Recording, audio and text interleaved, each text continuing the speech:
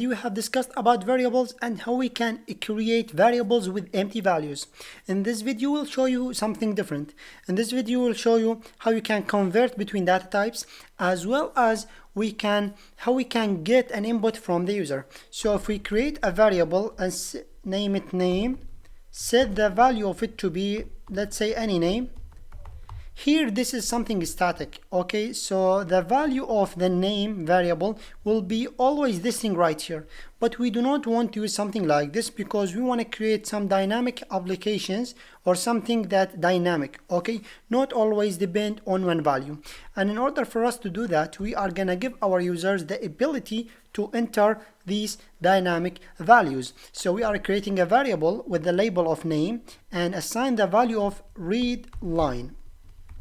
The read line, it's a method or a function that been pre-built by the Kotlin language, and it's gonna allow us to take an input from the user. So once the compiler reach to this point, it's gonna see that we have a read line, so it's gonna give the user the cursor, okay? It's gonna allow him to write, then it's gonna store whatever going to be entered by the user in this variable right here. So in the whole line, we are gonna give us the user the ability to write something, and that thing will be stored in this variable right here. And in order for us to access it like normal, we can use the print ln or the print to access it like this. Make sense? So this is how we can take an input from the user. So we are gonna use the read line, assign it to a variable, because the user will be, if we type read line by its own, okay, like this is gonna allow the user to enter something, but we are not gonna store it anywhere. Once the user click on the enter, the values will be gone and everything will be null or empty. So we want to store it in a variable so we can deal with it later on as we wish.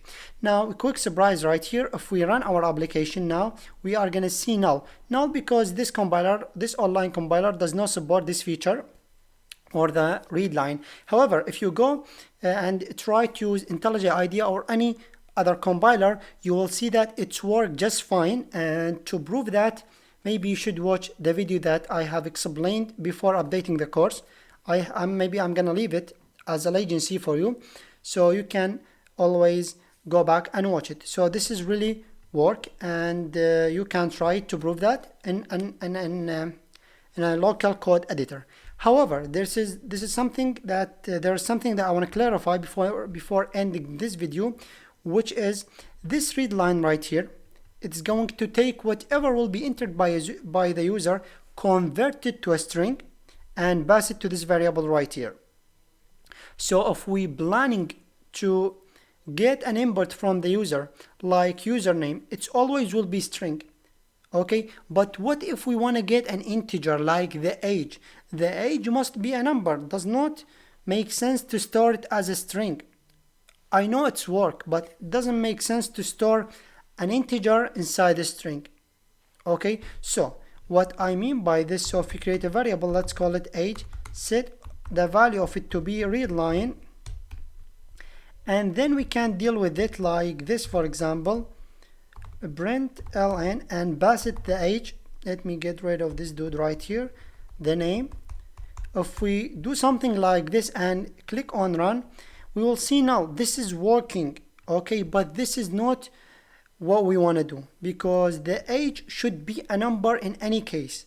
Okay, read line, it's going to take the value right here and convert it to string, okay? And to prove that here, if we type, we need to see the online compiler. The autocomplete will tell you that this is a string, okay? The online or the autocomplete. However, in order for us to convert the read line from the value of the read line, we need to convert it to an integer, right? So this is what we are planning to do. And in order for us to do so, here before the read line, we can type integer. So integer like this, dot value like this, or the value of, and here we can give it whatever we want to convert it. In this case, we want convert to whatever going to come from the read line, convert it to an integer, then store it in this variable age like so. So as you can see, this is how you can convert between data types, from string to an integer, from integer to string, and so on. So we have the same thing. Let me show you. So var, let's call it city, equal to a string dot value of, so the value, okay, the read line will automatically return a string, so it doesn't make sense to convert a string to a string.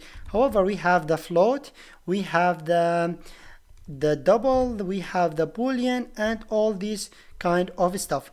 But integer, maybe we are going to use to convert between string and integer a lot, so that's why I just want to show you how you can convert all this stuff. So integer dot value of, and here we are going to pass it whatever we want to convert it. In this case, the read line like so. So this is how you can convert between data types. That was really easy lesson, how you can get an input from the user as well as convert between our data types. So hopefully that makes sense.